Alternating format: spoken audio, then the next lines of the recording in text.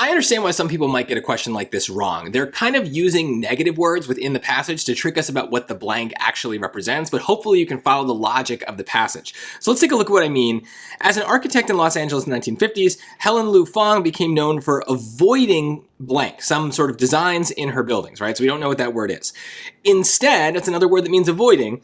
Instead of using standard shapes and colors, she typically explored innovative forms and daring hues. So if we're just focused on this part here, we might think that we need some sort of very positive word like innovative, right? That's kind of the word that we might be looking for. And so creative might be a very tempting trap because it seems to match with what her style was. But the structure of the sentence is actually saying the opposite. It's saying that she's avoiding being uncreative, right? That seems a little weird to think about, but that's basically what it is. The easier way to go with it is the first part of that sentence where it says instead of using standard shapes and colors. So she's avoiding standard designs, right? So it's no coincidence that these four pieces kind of have a little bit of a symmetry here, right? The SAT always repeats itself, but you can see what they're doing where they're playing with the connotation a little bit. And so we're actually looking for a word that means standard, and hopefully you know traditional just means that. It's something that's typical, something that's been around for a long time, it's routine, so that is a perfect fit for what they're saying in that blank and the entire passage.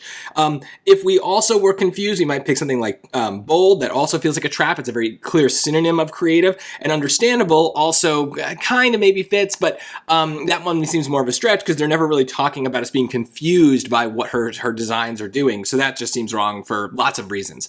But I will just emphasize that one of the biggest traps that the SAT sets on these vocabulary questions is not that they mess with the words in the choices and give you difficult words that you don't understand. It's much more common that they mess with the wording of the passage and the sentences, and they play with things like negatives and contrasts, so it's harder to pinpoint what the blank is supposed to be doing. Sometimes it means the same thing as something else in the passage. Other times it means the opposite. Sometimes there's double negatives going on. So just pay attention. And if you are confused, if you feel like more than one answer might work, it might be because you are misunderstanding the passage. That's usually where the confusion comes from.